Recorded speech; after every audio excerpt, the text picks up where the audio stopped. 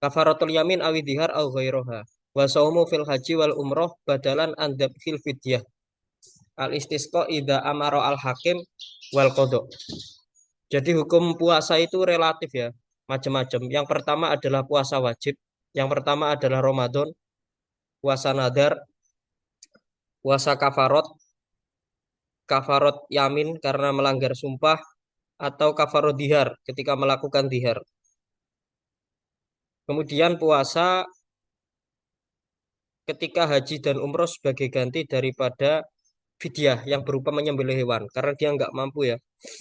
Kemudian puasa karena akan melaksanakan sholat istisqa, sholat meminta hujan ketika memang diperintahkan oleh imam hakim untuk melakukan apa namanya puasa. Kemudian wal kodok puasa kodok.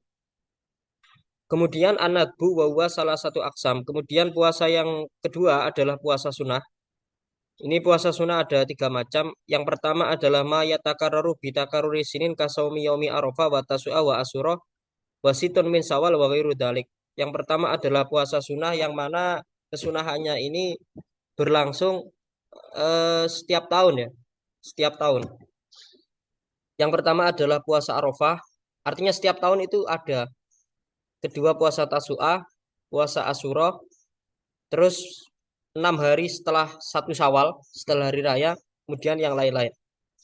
Kemudian yang kedua maya takaruru bi takaruri suhul kal ayam albit waya salasa asaro arba asaro khamsa asaro minas syahri wal ayam as-saud bahwa salah satu ayam min akhiri syahri. Kemudian ada puasa yang setiap bulannya itu ada. Yang pertama adalah puasa Ayamul Bait, yakni tanggal 13, 14, 15 di setiap bulan. Terus Ayamus Sawat itu 3 hari terakhir di setiap bulan. Itu juga disunahkan untuk melakukan puasa. Oke, lanjut. Kemudian maya takaruru bitakarul asobe kal isnen wal khomis. Jadi puasa yang kesunahannya itu ada setiap 1 minggu sekali, yakni puasa Senin Kemis. Kemudian yang ketiga al karohatu waya ifradu yaumil jum'ah awis sabti awil ahad wa saumu dahri liman yaksa dororon au fawata hakin. Yang ketiga, yang ketiga adalah puasa yang hukumnya makro. Yang pertama adalah hanya puasa ketika Jumat saja atau ifradu yaumil Jumat atau hanya puasa ketika Sabtu saja atau hanya puasa ketika Minggu saja. Kemudian yang dimakruhkan adalah wasaumu dahri liman yaksa dororon au fawata hakin. Seseorang yang apa namanya puasa 1 tahun full, saumu dahri. Jadi puasa 1 tahun full bagi orang yang takut doror atau takut sakit ya. Nah ini dimakruhkan puasa 1 tahun full itu dimakruhkan. Al hurma wa yakisma ini haramun ma'asiha bahwa saumu zaujati tatauan biduni idni zaujiha. Jadi yang keempat adalah puasa yang diharamkan. Cuma puasa yang diharamkan ini sangat relatif ya. Relatif dalam artian ada perkara yang puasa haram itu ada kalanya haram tapi andaikan toh dipaksakan dilakukan itu tetap sah. Artinya konsekuensinya hanya mendapatkan dosa haram, tapi dia tetap sah melakukannya. Ada puasa haram yang batal. Nah ini perlu dibedakan. Yang pertama adalah puasa yang hukumnya haram tapi andaikan toh dipaksakan dilakukan itu hukumnya tetap sah. Yakni puasa sunnah yang dilakukan oleh seorang istri dengan tanpa ada izinnya si suami. Ini alasannya karena suami itu memiliki hak tamkin ya, hak untuk melakukan hubungan dengan istrinya. Sehingga ketika istri itu melakukan puasa, ini sama saja istri menghalang-halangi suami untuk menunaikan haknya terhadap istri. Akhirnya makanya butuh izin. Kalau istri harus ketika istri menginginkan puasa sunnah maka harus izin kepada suami. Karena di situ ada menghilangkan haknya suami untuk melakukan tamkin, melakukan berhubungan. Kemudian yang kedua adalah puasa yang haram dan hukumnya tidak sah, yakni puasa yang dilakukan ketika 2 hari raya. Kemudian puasa yang dilakukan ketika hari Tasyrik tanggal 11, 12, 13 Dzulhijjah. Wa shaumun nisfil akhir min Sa'ban wa shaumi yaumisak. Kemudian puasa di hari separuh terakhir bulan Sa'ban dan di hari Yaumusak. Jadi ini kalau masalah puasa yang di separuh terakhir bulan Sya'ban ini haram bagi orang yang tidak memiliki adat untuk melakukan puasa sebelumnya. Tapi kalau dia memiliki adat puasa sebelumnya, maka tetap nggak masalah. Contoh, dia itu memiliki adat atau tradisi biasanya melakukan puasa Senin Kemis. Toh kemudian akhirnya apa namanya jatuh pada bulan Sya'ban. Jadi dia yang mestinya puasa Senin Kemis biasanya itu Senin Kemisnya jatuh di bulan Sya'ban setengah akhir. Akhirnya ya mau nggak mau dia nggak apa-apa untuk puasa dan nggak haram karena memang sudah menjadi kebiasaan. Kemudian masalah ru'yatul hilal. Nah ini yang yang sudah masuk kepada sedikit masalah furu'iyah ya, sedikit polemik. Nah sebenarnya di dalam hadis hadis masalah ru'yatul hilal itu apa namanya perintahnya itu memang untuk menentukan awal Ramadan itu harus melihat hilal fa'in huma alaikum jika mendung maka sempurnakanlah Sa'ban sampai 30 hari berarti pakai hisab. Jadi memang aturannya seperti itu. Jadi ru'yatul hilal. Ru'yatul hilal idza ru'ya al hilalu naharon fawa lilailihi al mustaqbalati la lil mahdiyati fala yutabaru hukmu hadanahar. Jika ada hilal dilihat siang hari, maka hukum hilalnya adalah untuk malam berikutnya, tidak untuk malam yang sebelumnya. Maka siang yang ini itu tidak diitibar sebagai Ramadan ya, tidak diitibar sebagai masuknya Ramadan, maksudnya seperti itu. Kemudian wa idza ru'ya fi baladin duna baladin fa in taqarraba ama al hukmu lahuma wa illa fala. Wal bu'du bi ikhtilafil matole ka Hijaz wa Misri wa qila bi masafatil Qasri dinukil dari kitab Fikih Umdatus Salik. Jadi gini.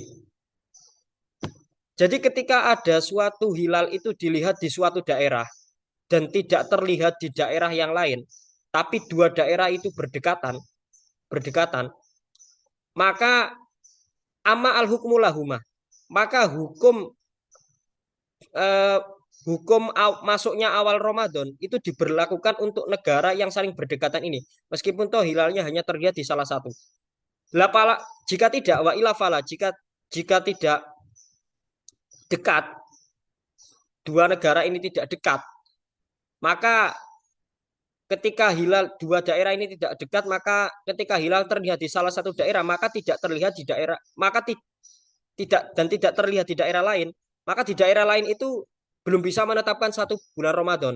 Semisal apa namanya hilal terlihat di Surabaya, kemudian tidak terlihat di Jakarta semisal, maka apa namanya awal Ramadan hanya bisa ditetapkan di Surabaya, tidak bisa ditetapkan di Jakarta karena keduanya berkejauhan. Itu sekedar contoh ya. Cuma parameter jauh itu bukan masalah jarak sebenarnya. Parameter jauh antara satu daerah yang terlihat hilal dengan daerah lain yang tidak terlihat hilalnya itu sebenarnya parameternya bukan masalah jauh jarak. Kaul pendapat ulama pertama itu bukan masalah jauh dekatnya jarak. Akan tetapi wal bu'du bi ikhtilafil matole. Yang parameter jauh dan tidak adalah berbedanya munculnya hilal. Maksudnya gini, kalau ada suatu daerah itu hilal terlihat, sedang semisal daerah A hilal terlihat dan di daerah B hilal tidak terlihat, maka daerah A dan B itu dikatakan berjauhan. Sehingga hukum menetapkan awal Ramadan yang berlaku di daerah A itu tidak diberlakukan di daerah B. Jadi parameter jauh adalah ketika suatu daerah itu terlihat hilal dan daerah lain itu tidak terlihat secara bersamaan, maka itu dianggap jauh sehingga hukumnya berbeda. Tapi kalau yang disebut takorub, fa'in takoroba itu yang disebut dekat itu adalah ketika ada suatu daerah terlihat hilal, maka secara bersamaan di daerah lain itu hilal juga terlihat, maka hukumnya sama. Atau biasanya hukum apa namanya ru'yatul hilalnya itu bisa sama. Jadi parameter jauh. Cuma ada yang mengatakan, ada pendapat yang mengatakan wakilah bimasafatil qasri. Ada yang mengatakan bahwa parameter dekat dan jauh adalah jarak masafatul qasri. Kira-kira 82 sampai 86 kilometer lah. Berarti kalau ikut pendapat pendapat yang kedua ini, Jika jarak antara daerah A dan daerah B itu sudah masafat, sudah jarak untuk melegalkan mengkosor sholat, yakni kira-kira 86 km, maka itu sudah dianggap jauh. Sehingga andaikan toh terlihat hilal di daerah A, maka di daerah B nggak bisa dihukumi sama sebagaimana daerah A dalam masalah penetapan awal Ramadan atau penetapan awal Syawal ya. Sehingga aturan mainnya seperti itu. Kemudian lanjut, idastabah asyuhur ala mahbusin wa nahwi ijtahada wujuban wa soma fa in istamaro al iskal awafaka Ramadan aw ma ba'dahu soha wa in wafaqo ma qablahu lam yasiha. Sehingga ini menjadikan polemik bahwa karena aturan mainnya adalah ru'yatul hilal.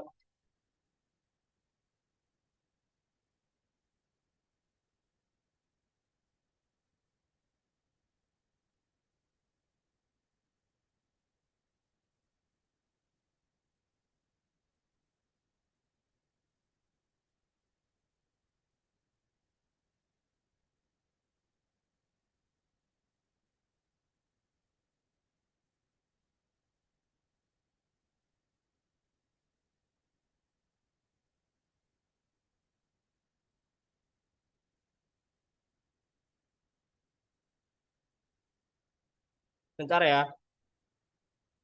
Jadi gini, kalau kalau semisal ada seseorang yang istabah itu dia itu nggak bisa untuk melihat hilal.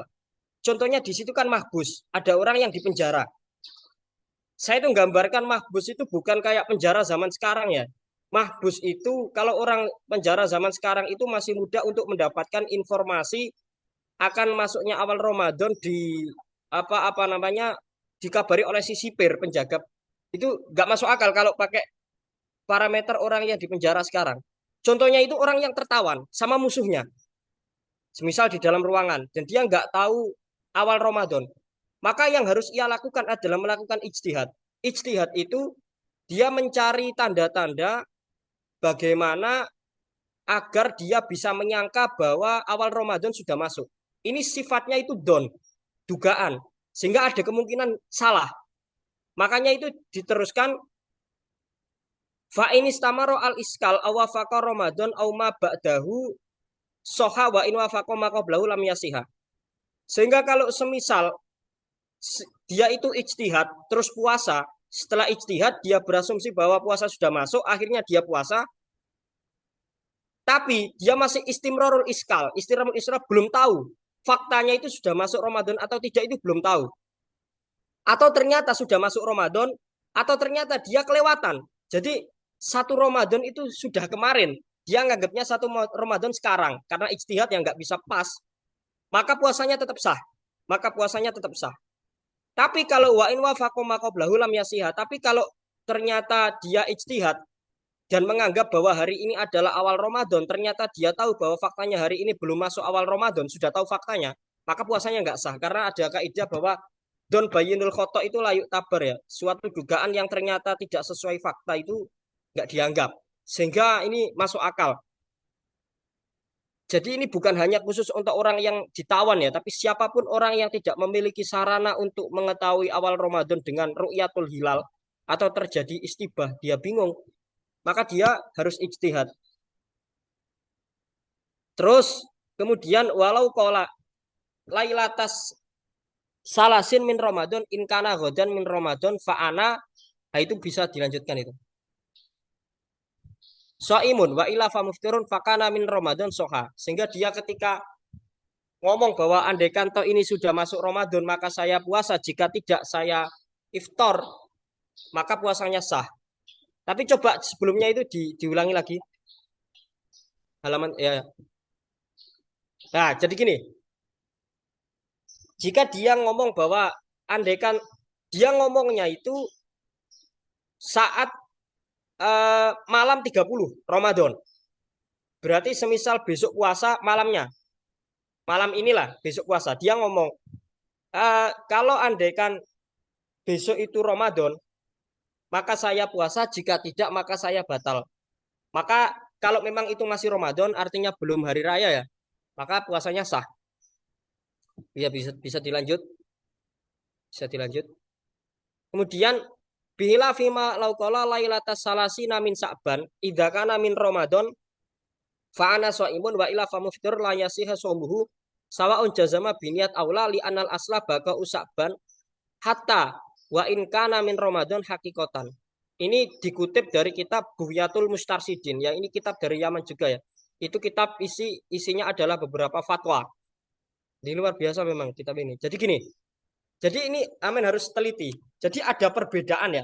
Ada perbedaan antara seseorang yang mengucapkan tadi bahwa andaikan toh besok itu Ramadan maka saya puasa, jika tidak maka saya tidak akan puasa. Itu ada perbedaan hukum mempertimbangkan perbedaan waktu. Perbedaan waktunya adalah gini.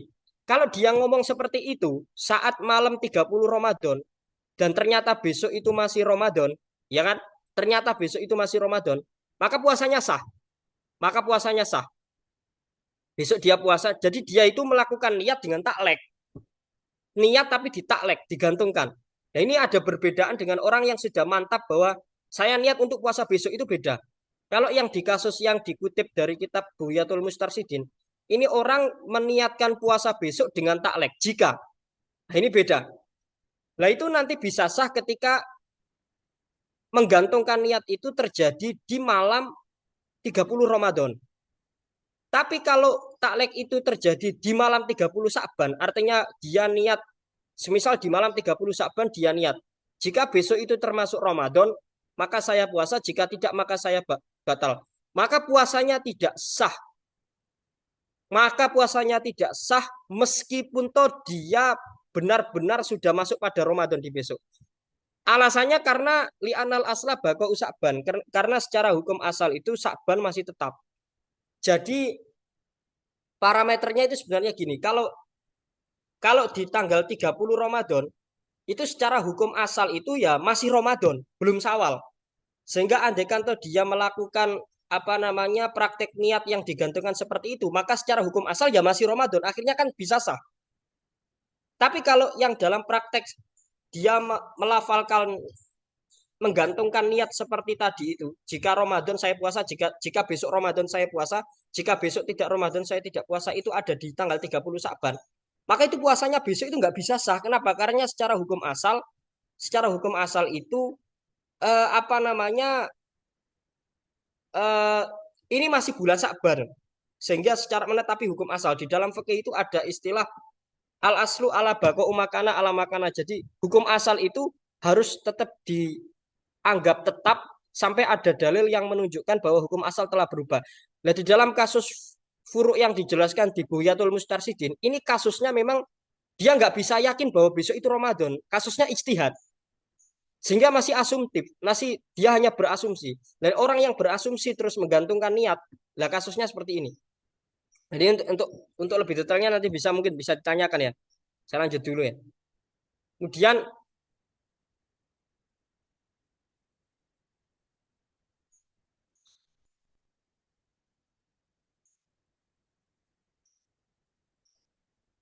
kemudian apa namanya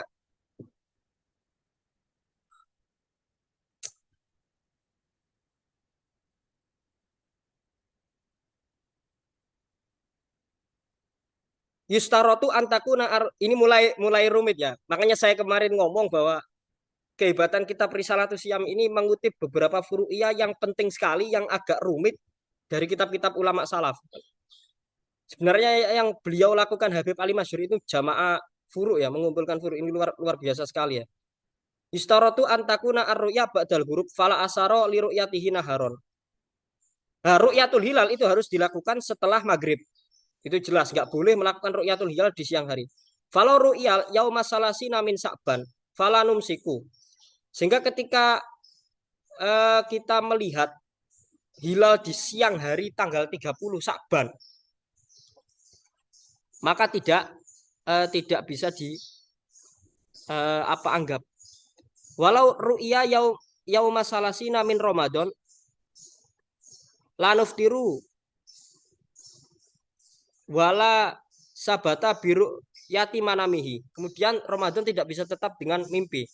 Kan Sahsun ani itu an-nabi sallallahu alaihi wasallam al yaum qailan godan min Ramadan li adami dzabir ra'ila li syak fi ru'yah ali ana. Jadi orang yang memimpikan Ramadan itu nggak bisa jadi parameter. Jadi gini ya. Jadi ru'yah itu harus dilakukan malam ya. Sehingga semisal kalau siang itu nggak bisa dianggap hasil ru'yahnya nggak bisa dianggap. Kemudian loro ja'a sahidu ba'da syuru'ihim fis saumi lam yajus lahum alfitru li ana syuru'i bimang zilatil hukmi bisyahadah. Nah ini permasalahan sudah masalah menyinggung masalah syahadah persaksian. Jadi ini gini ya. Penetapan awal Ramadan yang dilakukan lewat ru'yah itu kalau di kitab I'anatul Thalibin itu biasanya bukan hanya bisubuti ru'yah, bukan hanya sudah diketahui bahwa telah ru'yah, akan tetapi ya akan tetapi harus ada persaksi gini loh, ada orang adil yang melihat hilal, terus orang adil ini bersaksi di depan hakim bahwa dia sudah melihat. Sehingga semisal dari ketentuan itu, semisal ini kan ngutipnya di I'anah ya.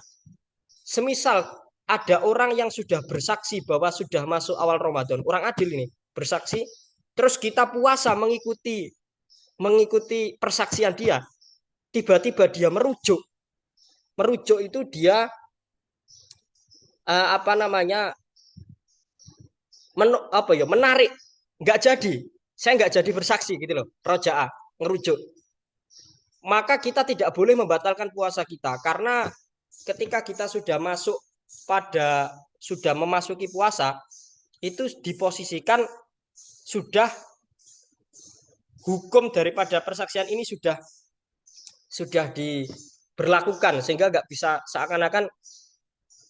seakan-akan itu ketika kita sudah mengamalkan persaksian seorang saksi tadi sudah mulai puasa itu seakan-akan itu ya si hakim sudah menghukumi awal puasa berdasarkan dengan persaksian tadi sehingga rujuknya tadi itu nggak ngaruh gitu. Si saksi menarik omongannya lagi itu sudah nggak ngaruh. Kasarannya seperti itulah.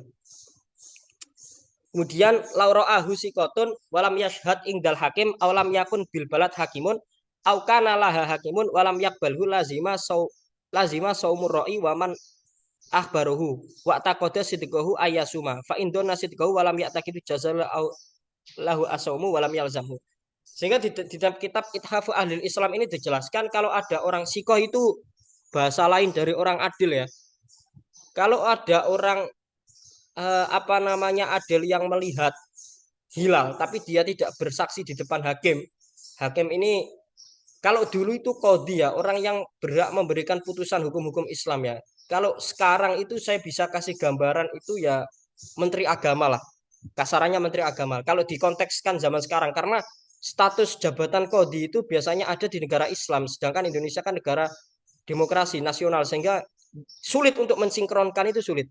Sehingga yang paling mirip dengan jabatan qadhi atau hakim yang disebut di kitab-kitab salaf itu ya menteri agama lah, orang yang berwenang dalam masalah itu. Nah kalau semisal ini ada orang yang adil yang melihat hilal kemudian tidak bersaksi di depan hakim atau memang negara itu nggak ada hakimnya ya atau ada tapi hakim itu menolak persaksian itu nggak diterima maka yang wajib puasa adalah orang yang melihat itu dan orang yang meyakini bahwasanya dia benar-benar melihat yang lain nggak wajib. Nah makanya ini bedanya hukum yang diputuskan oleh Qadhi itu bisa mengikat satu daerah. Kalau Qadhi menetapkan awal satu Ramadan, satu daerah wajib puasa. Tapi kalau hukum yang hanya diklaim oleh sepihak kayak orang Siko ini nggak bisa berlaku untuk semua orang. Sehingga yang berkewajiban puasa ya dia yang melihat tadi sama yang apa namanya yang meyakini akan kebenaran bahwa dia benar-benar melihat hilal. Kenapa kok tidak bisa diberlakukan kepada semua orang di daerah itu? Karena memang belum ada putusan dari hakim. Atau kasarannya si Siko ini belum bersaksi bahwa dia sudah melihat hilal di depan hakim sehingga hakim bisa apa namanya menyimpulkan atau menghimbau suatu hukum bahwa sudah masuk awal Ramadan. Jadi mungkin itu saja sementara ini. Saya kembalikan ke moderator ya. Karena ini sudah lumayan banyak permasalahan.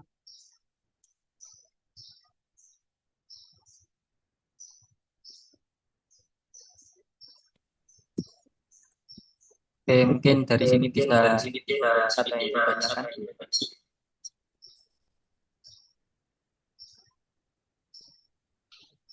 Mungkin ini agak rumit juga ya pembahasannya.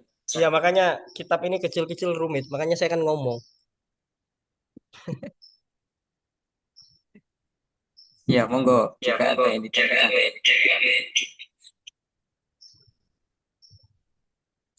Mungkin saya itu ya, tanya dulu ya. Ya,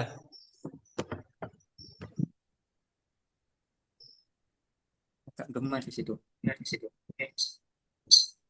Ini kan kita kan ada perbedaan ya di Indonesia terkait bulan Ramadan itu awalnya maupun akhirnya.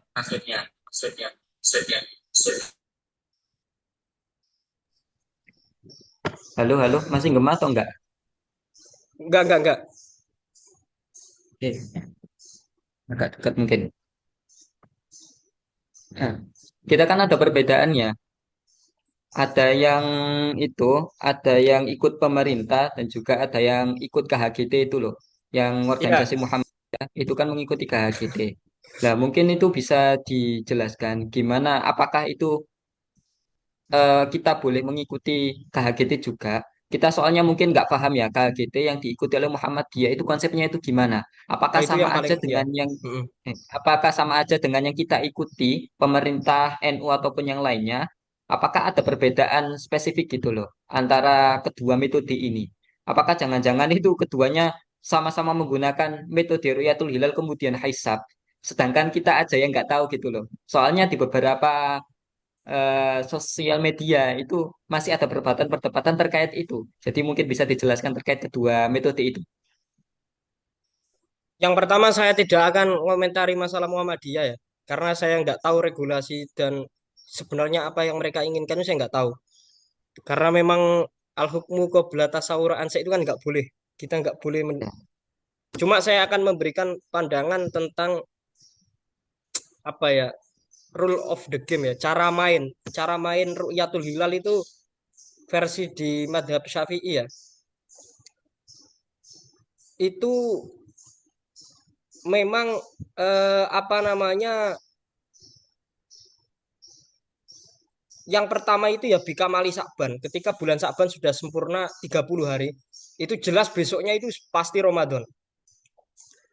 Dan yang kedua, itu karena ru'yati hilal. Lah, cuma ini ada perbedaan. Ada perbedaan di dalam masalah ru'yatul hilal.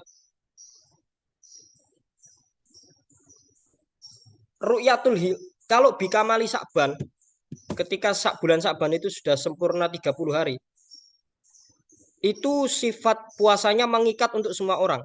Semua orang ketika bulan Sa'ban sudah 30 hari, semisal di malam 29 hilal dicek nggak ada terus disempurnakan 30 hari, maka besoknya semua orang wajib puasa, nggak terkecuali siapapun. Tapi kalau masalah ru'yatul hilal ini berlaku untuk orang yang melihat hilal itu, dan ketika hilal itu sudah disaksikan atau sudah si adil yang melihat hilal itu sudah bersaksi kepada hakim, terus hakim menghukumi, menjadikan persaksian ini sebagai parameter untuk menetapkan Ramadan, maka orang-orang yang nggak melihat hilal secara langsung pun itu juga wajib puasa. Wajib puasa ya, istidlal hadisnya ya sumu liru'yatihi wa aftiru liru'yatihi fa in huma alaikum fa akminu iddata sa'ban salasin. Jadi memang memang apa namanya, aturannya itu harus seperti itu ya, harus apa namanya, itu bukan hal yang dipilih atau bisa dipertentangkan ya. Tapi memang gini, kalau kita ikut hadisnya Nabi yang dikutip di dalam kitab Fathul Wahab, di situ itu memang etikanya harusnya, bukan etika ya, apa secara aturan main ya, aturan mainnya orang untuk menetapkan awal Ramadan ya melakukan ru'yah dulu, melakukan ru'yah dulu. Ketika ru'yah nggak ada, ya sudah disempurnakan bulan Sa'bannya sampai 30. Sesederhana itu.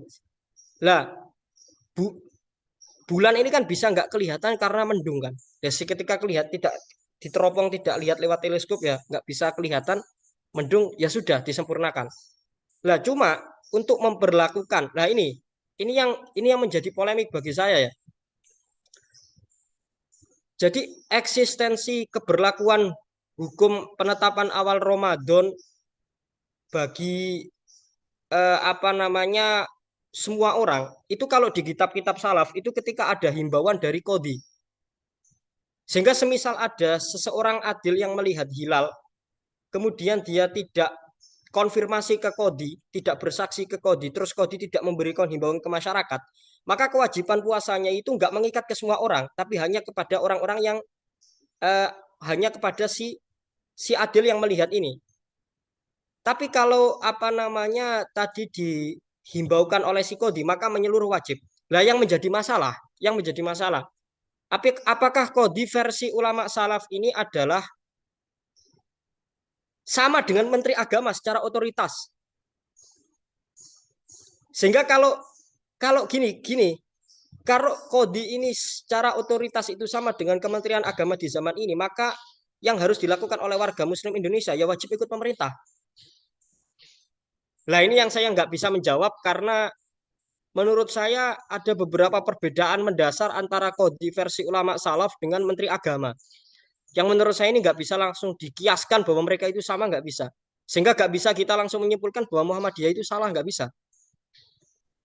Karena kalau kita langsung menyamakan konsep himbauan kodi akan penetapan 1 Ramadan di versi ulama salaf, terus kita samakan bahwa pemerintah atau Kemenak itu sama dengan kodi secara persis, secara otoritas ya.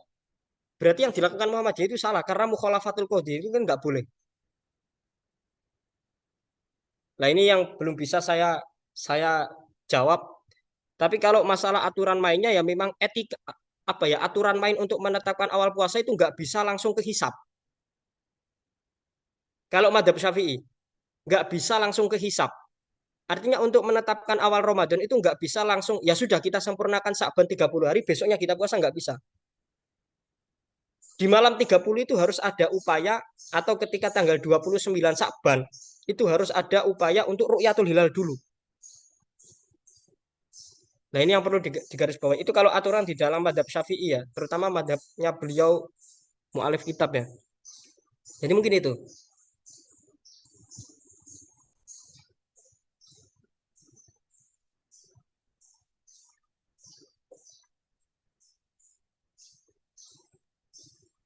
Apakah boleh follow aku, Sat? Monggo, monggo. Kalau yang saya tahu itu kan sekarang itu sudah maju banget secara matematis ya. Jadi hitungan-hitungannya itu kayak pasti gitu loh. Secara astronomi mungkin. Kan itu kan Hmm, ada ilmunya sendiri.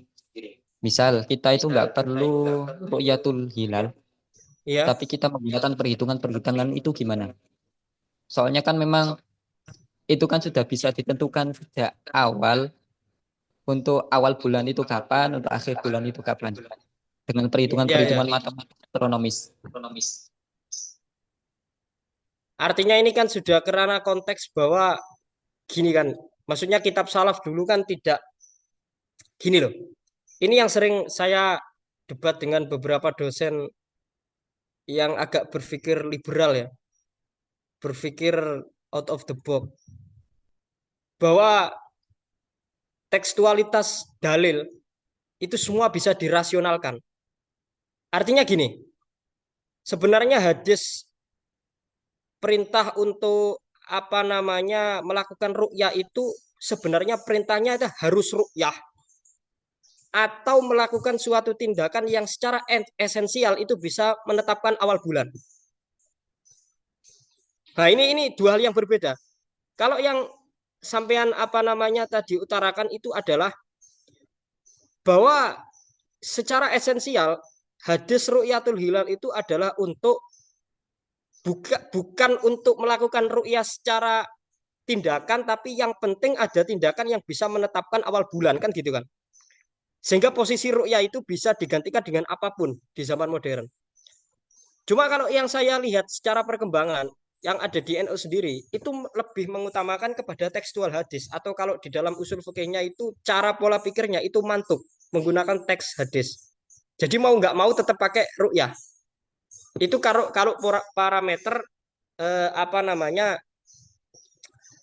usul fikih yang saya bisa terka dari para ulama khususnya Nahdlatul Ulama ya. Jadi mempertahankan tekstualisasi hadis. Berarti maksudnya gini, kamu harus tetap ru'yah. Meskipun toh sudah ada teknologi di zaman ini yang bisa menjadikan karena ranahnya itu sudah kayak kayak ta'abudi gitu. Ta'abudi artinya ini suatu ibadah yang mestinya harus kita lakukan dan jangan diganti-ganti. Meskipun toh secara itu kasusnya sama dengan mensucikan anjing dengan debu. Bisa nggak diganti dengan sabun yang lebih manjur? Nah itu kembali kepada pola pikir ya. Tapi kalau pola pikir yang selama ini saya lihat dan baca-baca di NU itu memang lebih kepada tekstualisasi hadisnya itu. Secara teks ya harus ru'yah. Jadi saya belum menemukan kalau harus bisa diganti dengan murni hisab. Minimal versi madhab syafi'i ya. Minimal di versi madhab syafi'i itu nggak ada langsung hisab itu nggak ada. Apalagi tadi pakai nggak ada. Bahkan ahlu nujum di dalam madhab syafi'i itu nggak layuk tamat ya. Nggak bisa dijadikan parameter. Cuma kan kita nggak tahu juga ahlu nujum dulu itu sama yang sekarang seakurat apa. Kenapa nggak bisa dibuat parameter. Beberapa ibarat yang saya baca itu enggak memang jadi gitu. Sebenarnya kalau di NU itu bukan masalah urgensi atau esensialnya yang menetapkan awal ya, tapi memang harus melakukan kayak gimana ya? Contoh kayak zakat fitrah pakai uang. Itu kan NU tetap ngotot pakai beras karena memang hadisnya itu ya bilkut, makanan pokok. Hadisnya itu waroda filkut, fil usur ya. Makanan-makanan pokok yang zakatnya 1/10. Tapi Hanafiyah tidak. Hanafiyah boleh menggunakan pakai kimah, pakai uang karena mempertimbangkan bahwa uang itu bisa lebih memenuhi hajatnya orang miskin daripada sekedar beras. Sehingga yang di cuma cuma Hanafiyah juga tidak pakai ijtihad murni, juga menukil hadis juga. Yang hadisnya itu disuruh hadisnya memang maknanya bukan mantuk tapi mafhum. Disuruh untuk mencukupi kebutuhan orang hadisnya itu hadis berisikan disuruh untuk mencukupi kebutuhan orang fakir. Sehingga dari hadis itu para ulama Hanafiyah menyimpulkan bahwa ya yang namanya nyukupi kan nggak harus pakai beras. Tapi nggak ada yang menyebutkan hadis harus zakat fitrah legal pakai uang nggak ada. Nah, hal seperti itu kan bersifat ijtihadi. Artinya gini. Jadi di dalam koridor memahami dalil itu ada istilah khilaf ya. Nggak semua perbedaan pendapat itu bisa dipertimbangkan. Intinya gini, ada kaidah walaisa kullu khilafin ja'a mutabaron ila khilafal ladzi haddu minan nadori. Jadi khilaf itu bisa dikatakan khilaf ketika selevel. Artinya gini, kalau semisal orang-orang yang konsisten memegangi ru'yatul hilal itu pakai teks hadis, harusnya yang hisab juga teks hadis gitu loh. Biar biar fair. Jadi nggak bisa kalau yang ru'yatul hilal memakai hadis Rasulullah, yang satu pakai ijtihadnya kiai siapa ya nggak level. Nah itu cara tarjeh itu ketika ada perkhilafan itu maka yang bisa digali adalah sumbernya. Saya sudah baca sebenarnya ada ijtihad masalah yang mengganti ru'yat dengan gara-gara penghitungan sudah pasti atau apa, sudah pernah baca. Cuma ya mungkin mungkin sebatas itu ya pengetahuan saya masalah itu tadi. Ya, saya kembalikan.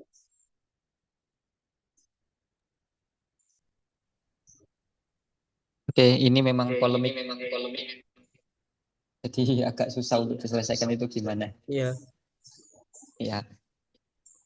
Jadi selain Rukyatul Hilal di sini mungkin ada yang terkait selain itu. Soalnya ini memang rumit ya. Dan memang kayaknya sedikit banyaknya bukan ranah kita juga. iya. Gitu ya Ustaz. Makanya kan kita harus konfirmasi ke Muhammadiyah juga kan. Gak bisa langsung hukumi ini, gak boleh. Oke. Oke. Mungkin ada yang tanya terkait puasa, apapun itu.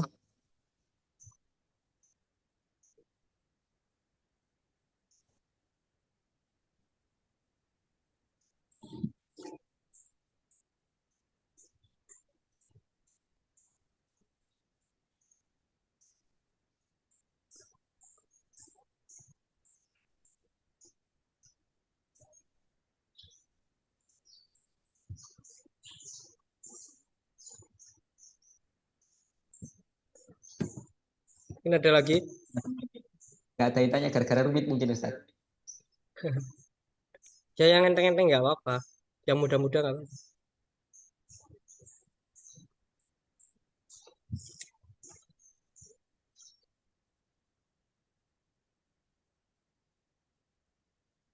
Moderator tanya lagi nggak apa-apa. Pokoknya kalau masalah ru'yatul hilal ya sebatas tadi lah.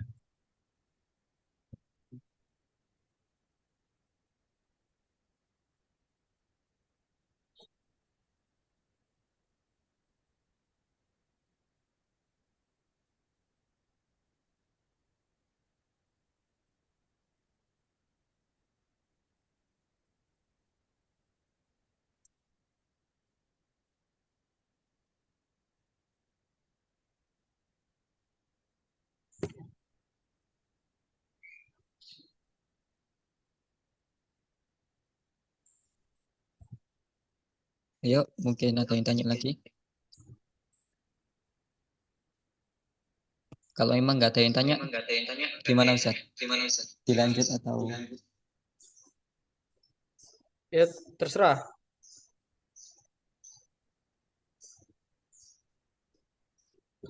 mungkin bisa dilanjut aja Ustaz? Lanjut ya. Mana tadi ya? Ini, mulai atas ini. Atau yang ini? Oh iya, berikutnya. Ini tadi sudah. Ya ini nih. Oke. Itu tadi. Oh iya, ke bawah berarti. Ke bawah. Eh Ittihadul matla huwa ayyakuna huru bisyamsi wal kawakib wa tulu'uha fil mahalaini fi waqtin wahidin. Jadi yang disebut samanya matla kan istilah yang tadi ya, ikhtilaful matole itu sama. Yang disebut dengan samanya matla itu adalah di mana terbenamnya matahari dan bintang, begitu juga munculnya matahari di dua tempat itu di waktu yang sama.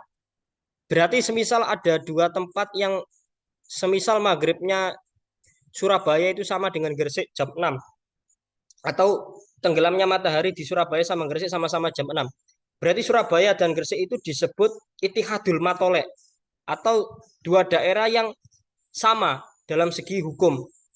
Maksudnya adalah hukum diantaranya adalah menetapkan awal Ramadan dan Syawal. Sehingga kalau semisal terlihat di Surabaya, yang Gresik ikut juga. Falau safaro an mahalir ru'ya ila mahalin yukhalifuhu fil matla walam yaro ahluhu al hilal wa faqahum fi saum akhiru sahri fayumsiku ma'ahum nadban lala wujuban wa in kana mu'idan li annahu soro minhum. Nah, ini yang bagus ini.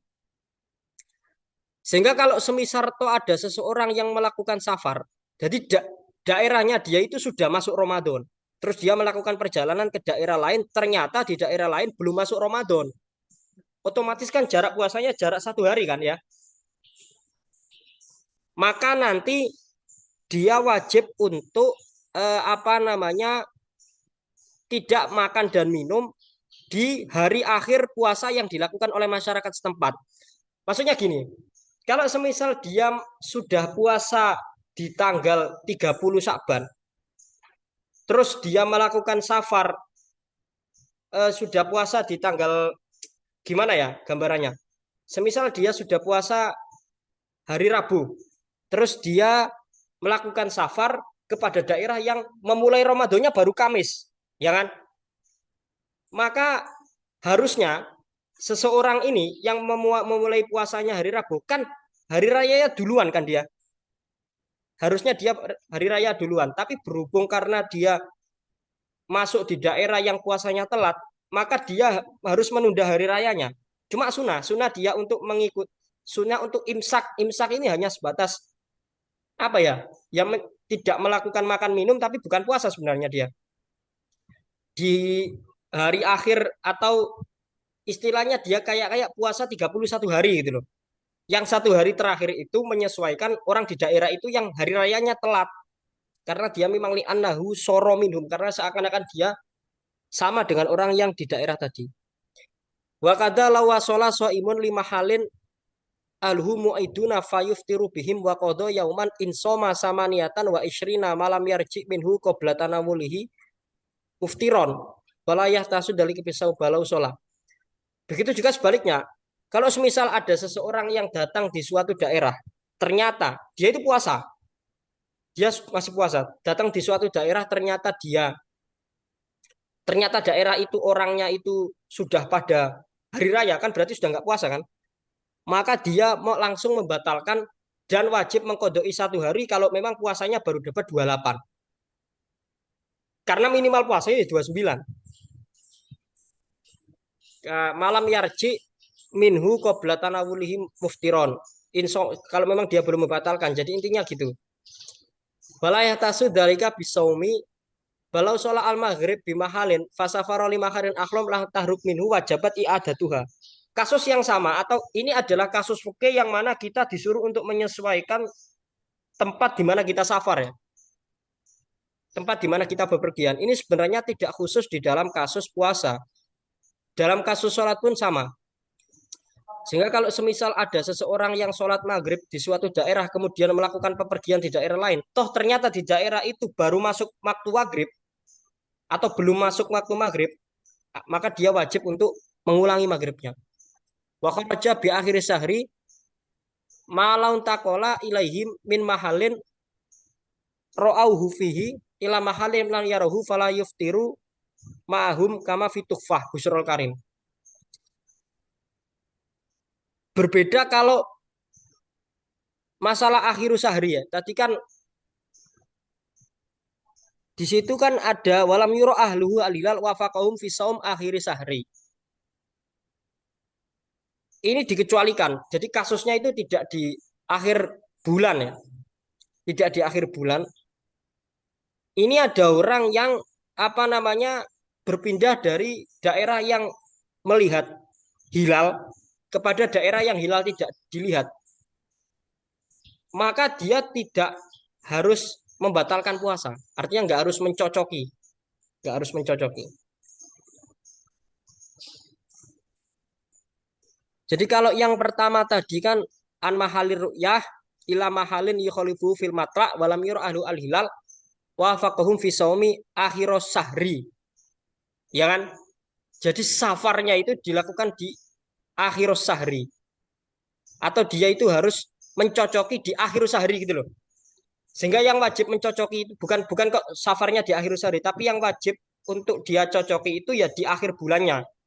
Tapi kalau yang di dalam kasus ini itu bukan bukan di akhir bulan ya. Saya nggak tahu ya itu yang dimaksud itu bukan akhir bulan itu di tempat yang apa?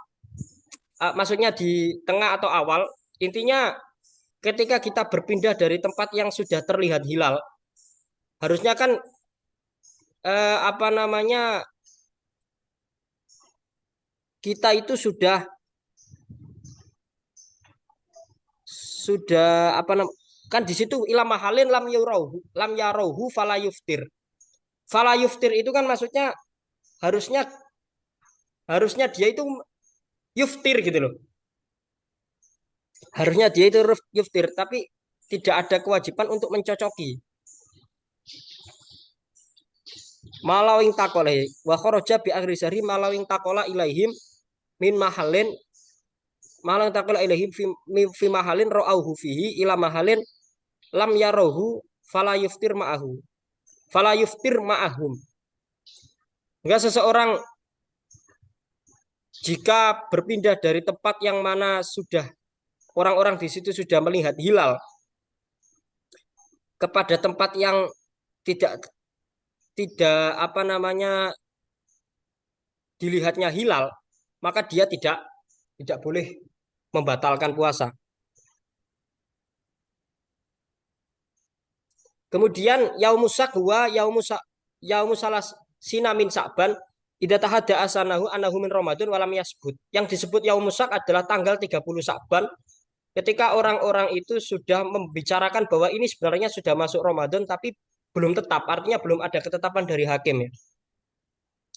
Jadi yang sering salah difahami itu yaumusak itu bukan bulan setengah bulan terakhir dari Sa'ban itu bukan, tapi hari hari terakhir Sa'ban ya, tanggal 30 Sa'ban itu, yang mana orang-orang mengira bahwa sebenarnya itu sudah masuk Ramadan, tapi nggak terbukti gitu, nggak terbukti. Makanya biasanya contoh-contohnya di dalam kitab fikih itu apa namanya langit itu posisinya cerah, tapi hilal nggak terlihat, sehingga diasumsikan sebenarnya ada hilalnya, gitu. Cuma nggak terlihat, nggak terbukti. Hasilu ya siyami yaumisak anau ini takoda sidqol muhbir tajibu aniyat wa saum wa in lam yatabayan kaunuhu min Ramadan. Wa ma adoni sidqi tasiu aniyat wa kada asam intabayan kaunuhu Ramadan lailan au naharon. Wa kada ba'dal mudiyil yaumi wa in haruma alaih.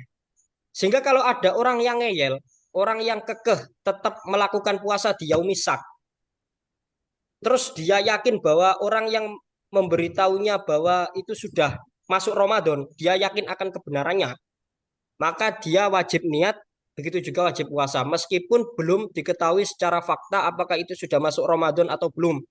Tapi kalau dia hanya sebatas zon, menduga, menduga itu beda dengan yakin ya. Kalau yakin tarafnya sudah lebih tinggi. Kalau menduga itu hanya berasumsi bahwa orang yang memberitahunya bahwa ini sudah masuk Ramadan, ini sudah masuk Ramadan, dia hanya menduga kebenarannya, belum meyakini secara 100%. Maka itu niatnya juga sah, begitu juga puasanya kalau memang ternyata benar-benar itu sudah diketahui masuk Ramadan saat malam, siang atau setelah lewatnya satu hari. Meskipun sebenarnya haram aslinya dilakukan, tapi karena dia sudah don bahwa itu benar-benar sudah benar masuk Ramadan, maka apa namanya menjadi sah. Wa ilalam yasiha. Jika tidak bahwa dia melakukan puasa di yaumusak, terus dia hanya sebatas menduga kebenaran orang yang menginformasikan dia bahwa yaumusak ini sudah masuk Ramadan, hanya sebatas menduga kebenarannya, bukan yakin, bukan itikot, maka puasanya nggak sah. Wa ma'asak tahrumu aniyat wa saum. Karena bersamaan dengan keraguan itu haram untuk melakukan niat dan puasa. Wala yasihani, dan tidak sah. Wa in bana anahu min Ramadan. Meskipun toh kenyataannya itu Ramadan. Jadi ini memang apa ya, suatu polemik bahwa di dalam fikih itu ada al ibroh fil ibadah itu bima fi donil mukallaf wa bima fi nafsil amri. Parameter dalam keabsahan ibadah itu adalah donul mukallaf, dugaan mukallaf. Sehingga gini, jadi gini, aturan mainnya gini. Seseorang yang kekeh atau tetap ngotot untuk melakukan puasa di Yaumusak tanggal 30 Sa'ban, di mana orang-orang sudah membicarakan bahwa sebenarnya 30 Sa'ban ini sudah masuk Ramadan, tapi nggak ada keputusan final dari hakim, itu sebenarnya ada dua hukum garis besarnya. Kalau dia meyakini kebenaran orang yang apa namanya mengabarkan dia akan bahwa 30 Sa'ban ini sebenarnya sudah masuk Ramadan, maka dia wajib niat dan puasanya sah. Tapi kalau dia hanya menduga bahwa ini adalah benar, terus dia ngotot puasa, maka puasanya bisa sah dengan syarat nanti terbukti bahwa ini benar-benar sudah masuk Ramadan. Nah, dengan syarat sahnya itu terbatas dengan syarat, bukan kayak yang awal langsung sah, yakin langsung sah.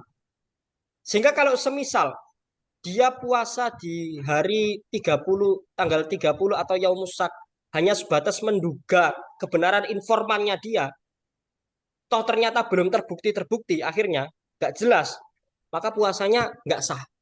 Karena yang namanya niat itu nggak boleh bersamaan dengan syak. Ya mungkin mungkin sampai itu dulu ya. Ini ada pertanyaan, Bu. Ya, Ustadz, saya mau nanya, bagaimana ketika kita nazar nazar ya, puasa dan tidak bisa membayarnya? ya. Ya, sudah itu. Alasan nggak bisa membayar karena apa? Nggak ada keterangan di sini. Mungkin Mbak Jalivia bisa open mic atau ketik.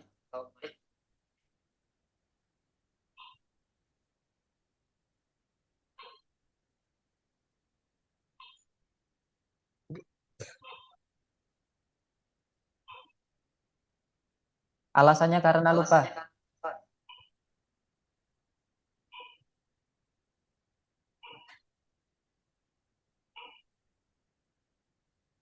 Alasannya karena apa? Lupa. Loh dia nadar kok lupa. Oke, tak ulangi lagi ya untuk Gini gini pertanyaannya. gini. Saya langsung Mas. kasih pembahasan yang umum saja. Oke. Jadi sebenarnya puasa wajib itu banyak kan. Ada puasa Ramadan, kafarot, sama puasa nadar.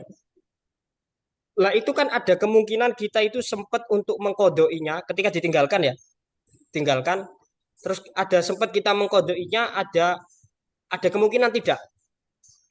Sehingga kalau semisal kita tidak memungkinkan untuk mengkodoi, tidak memungkinkan keburu, naudzubillah min dalik meninggal semisal, maka kita nggak wajib mengkodok. Ahli waris kita nggak wajib mengkodok karena memang masih udur. Tapi kalau kita apa namanya sebenarnya sudah memungkinkan untuk apa namanya mengkodok, tapi kita nggak mengkodoknya, sengaja tidak itu, maka ya tidak apa namanya keburu mati, maka 1 hari itu diganti 1 mood. Berarti kayak nadar tadi. Nah cuma kalau lupa, ya yang namanya lupa ya nggak kena hukum. Sesimpel itu sebenarnya. Orang nadar terus lupa nadarnya apa ya nggak masalah nggak dibayar wong lupa kok. Karena memang rufiya umati anil khotok wanisian wa mastukrihu alaih jelas. Kalau parameternya alasannya lupa nggak kodok ya nggak masalah. Ya mungkin itu. Ini ada tambahan lagi. Mm-mm. Mungkin bisa dijelaskan lagi Mbak Dalivia. Maksudnya teman saya lupa namun tidak mau menggantinya. Berarti sudah ingat ya? Ya kalau ingat harus diganti. Oh, iya. Sudah terjawab Ustaz.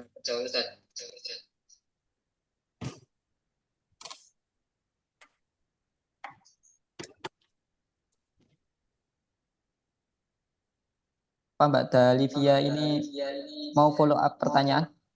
Apakah Ya sudah silakan. puas?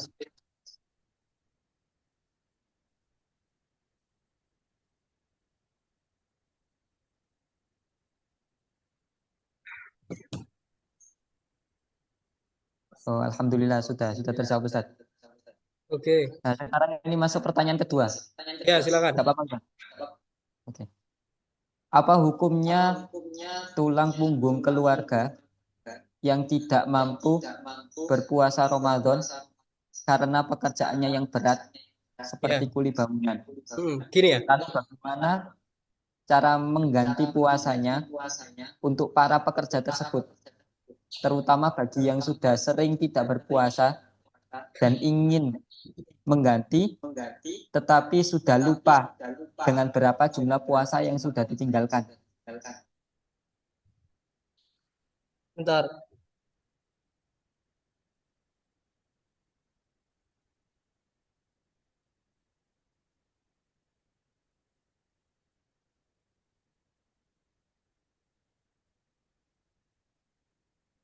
Kalau orang yang bekerja berat itu tidak apa-apa nggak puasa. Cuma gini aturan mainnya. Jadi dia tetap sahur, dia tetap niat, malam itu tetap niat. Nanti berangkat kerja nggak kuat, boleh nggak puasa. Aturannya gitu. Jadi nggak boleh langsung sejak awal itu nggak puasa. Jadi dia karena ada kemungkinan dia kuat. Karena memang aturan mainnya itu nunggu udurnya. Udurnya itu ya masako. Masako itu nggak bisa ada ketika kita belum memulai pekerjaan. Sehingga legalitas untuk membatalkan puasanya itu muncul setelah kita melakukan pekerjaan merasa berat, lah itu dibatalkan. Sehingga setiap malam pekerja keras tetap wajib niat. Nah, cara mengkodoknya ya biasa. Cuma kalau tadi masalah polemik bahwa orang yang lupa sudah lama nggak puasa, terus nggak dikodoi, itu gimana? Dikira-kira saja. Nggak mungkin orang nggak bisa ngira-ngira, nggak mungkin. Pasti ingat. Kira-kiranya, meskipun kadarnya mungkin ingat berapa, tapi kira-kiranya, misal kira-kira 2 tahun, ya dikodoi. Terus itu nggak harus memaksa, ngodoinya nggak harus memaksa, sebisanya. Yang penting ada upaya terus. Kasusnya sama dengan orang yang sudah lama tidak sholat, maka sebenarnya gampang cara ngodoinya. Sholatnya didobelin setiap hari. Nggak harus full 1 hari sholat itu nggak harus. Karena kalau sampean tahu, waktu kodok di dalam Fathul Mu'in itu dijelaskan waktu mengkodok ibadah itu memang semua waktu kecuali waktu-waktu yang wajib bagi kita. Sehingga kita tidak perlu meninggalkan pekerjaan untuk melakukan kodok. Nggak perlu. Sebisanya. Tapi ada upaya. Itu caranya seperti itu. Jadi yang paling penting bagi orang-orang yang kerja berat itu ya malam tetap niat, nanti pagi kerja dalam keadaan puasa, nggak kuat di tengah jalan, langsung boleh boleh membatalkan, nggak masalah. Nggak boleh langsung ujuk-ujuk tiap pagi itu sarapan, nggak boleh. Karena karena apa ya, rukso atau udur boleh meninggalkan puasa Ramadannya itu bukan karena statusnya dia pekerja berat, tapi masakoh yang muncul di saat dia bekerja berat. Itu hal yang berbeda.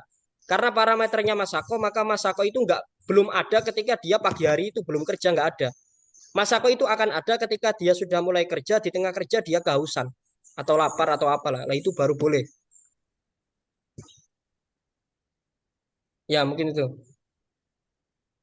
Gimana Mbak Mufidah? Apakah sudah atau ada follow up pertanyaan?